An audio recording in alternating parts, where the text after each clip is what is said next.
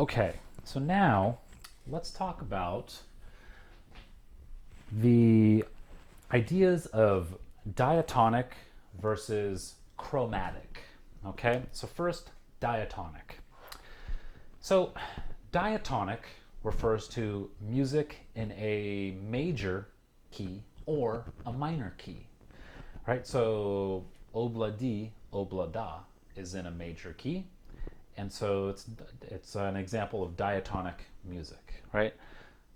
Moonlight Sonata is an example of something in a minor key, and therefore it's also considered diatonic music, right? Something by the Beatles is in the key of C major. Well, I played it in the key of C major, and so that's considered diatonic music also. So, diatonic, if we get a little more into it, refers to, it has to do with using only the 7 notes of the respective scale. So if I take my C major scale, once again, what are my notes? C, D, E, F, G, A, B. Those are my 7 different notes, right? 1, 2, 3, 4, 5, 6, 7. And then 1 at the end. So diatonic music refers to music that uses only those 7 notes. So if it's in the key of C, I can't use like F sharp, for example, because that's not in my C major scale, right? Because my C major scale doesn't use F sharp. All right. So if I did use F sharp though, then that would be considered something that's chromatic. Let me play a little example here. So, all right. So here's here's like a C chord, F chord. Then all of a sudden, so all that was diatonic using only notes of the C scale. But what if all of a sudden I played something like an F sharp, right? An F sharp is not diatonic, right? It's not a diatonic note in the key of C major, right? That would in fact be a chromatic note in the key of C major. So chromatic note refers to notes that are outside of the key, right? If I use a note that's outside of the key, that would be a chromatic note, okay? So now I could use other chromatic notes too. In fact, I could draw from the full gamut of the chromatic scale. Remember earlier I played that chromatic scale? It's composed of 12 half steps. 1, 2, 3, 4, 5, 6, 7, 8, 9, 10, 11, 12. And then we end up back at 1 here. So I could play something also in C, right?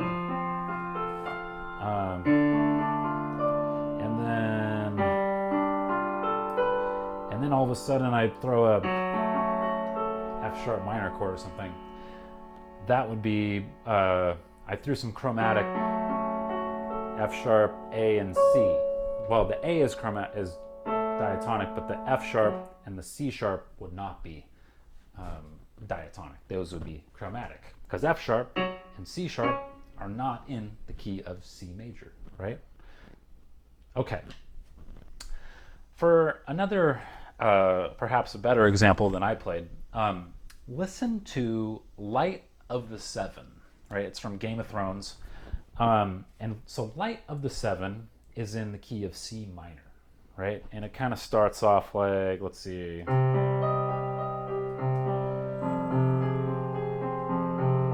Not that. Okay. Something like that. I think I accidentally threw a chromatic note on accident in there. But, okay, one more time.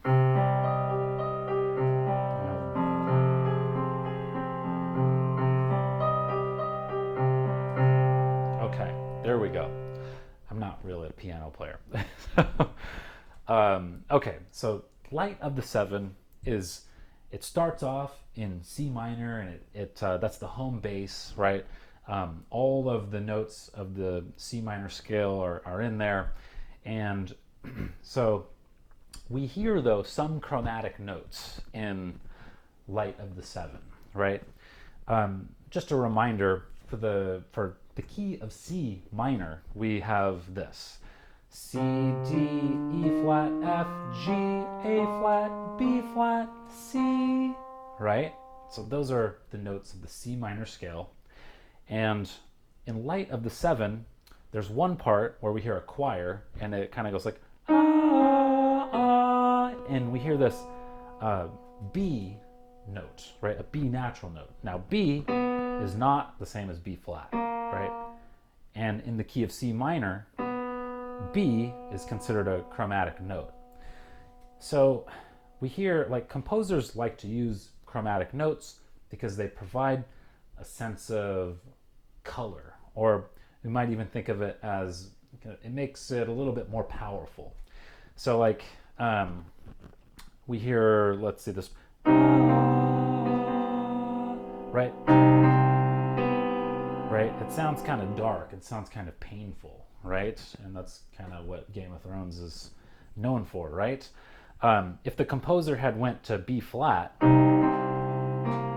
right? It's like still kind of dark and sad, but it's not. It doesn't have that sense of pain, right? Of despair. So that one chromatic note really kind of gives it some extra color.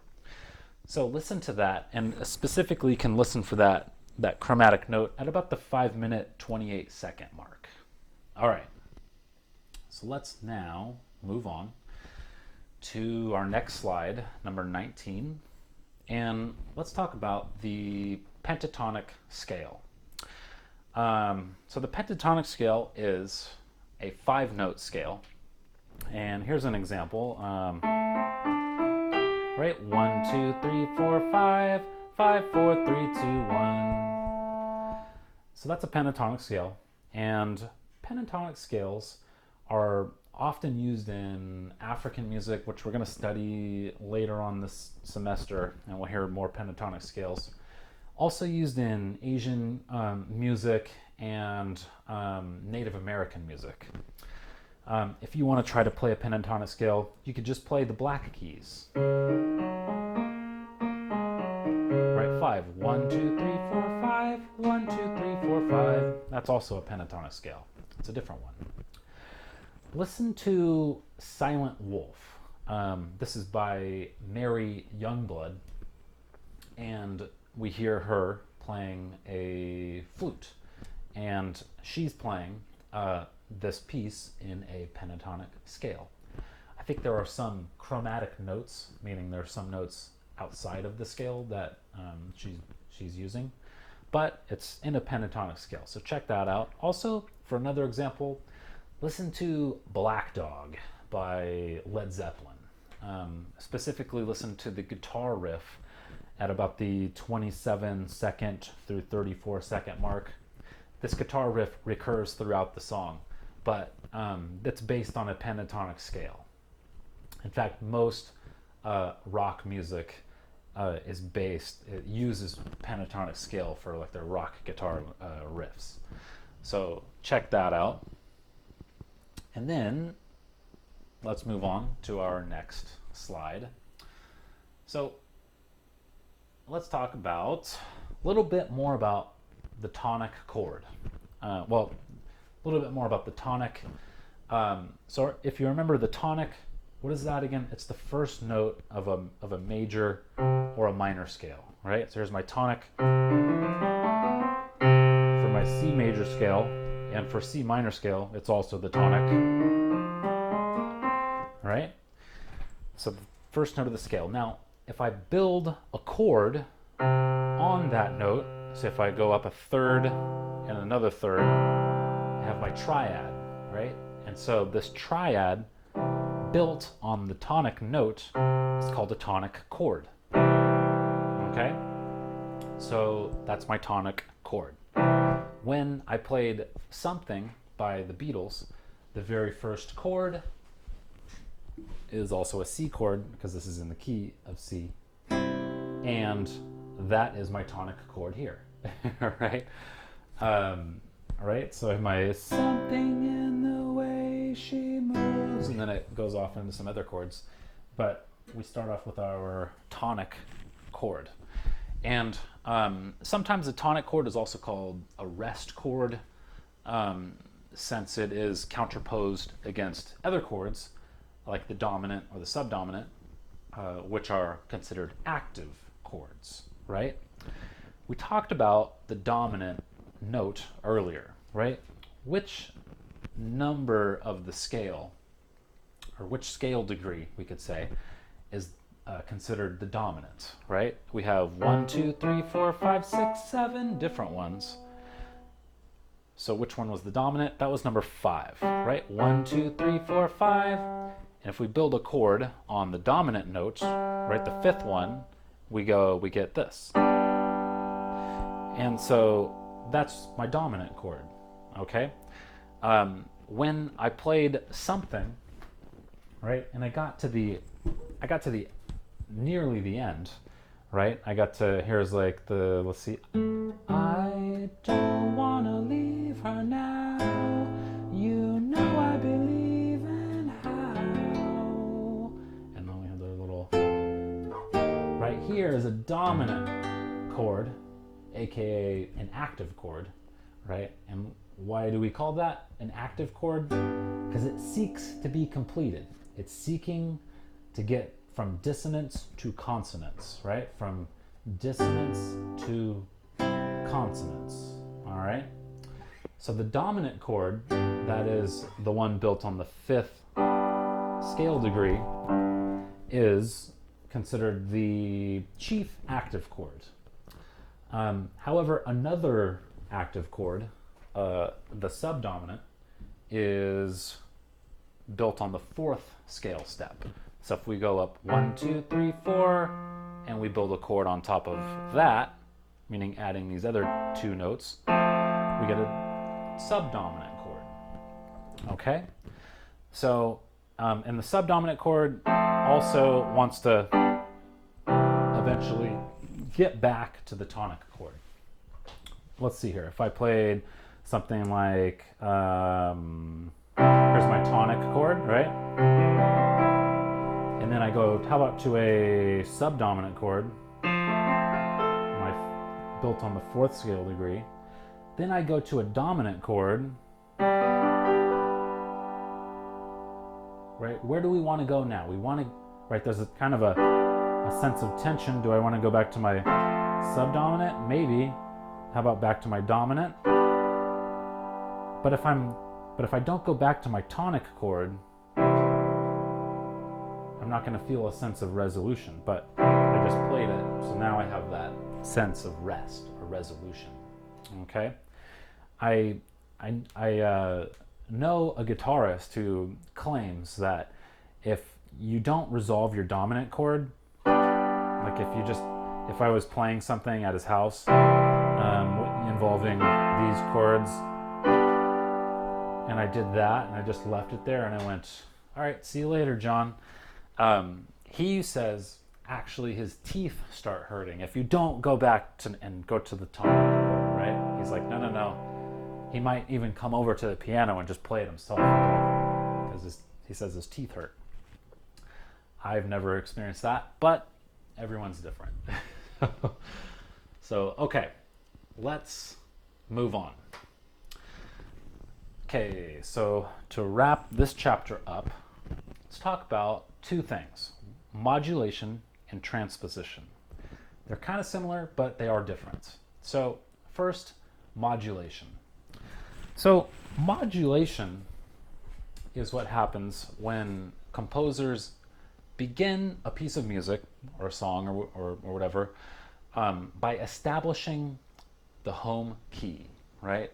How about, for example, the home key is going to be E major, right? It starts on E, right? And it has a series of notes. It ends on E. But then somewhere in maybe perhaps the middle of this piece of music, we go to another key. Let's say, how about A minor? It should be like that. I'll play an example of this, of modulation.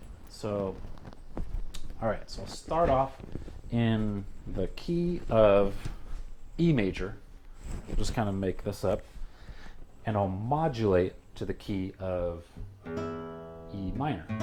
I mean A minor, sorry. All right, so we'll say here's E major, right?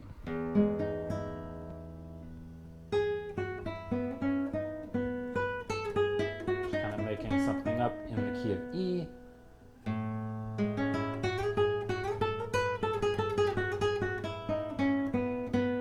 Still in E major.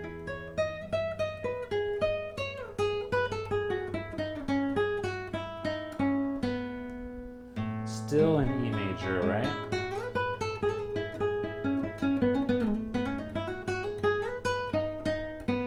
Then here's a chromatic note. There's another chromatic note right here, but I'm still in the key of E major. But then all of a sudden, now I'm all of a sudden in A minor.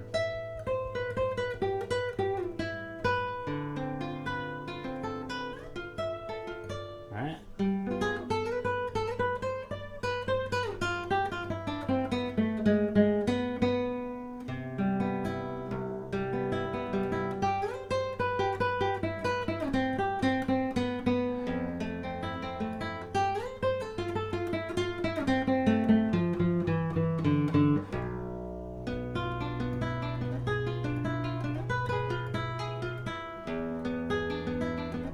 Some more chromatic notes though. And then I'll end in A minor. Okay, so that's an example of modulation, starting in one key and ending in another.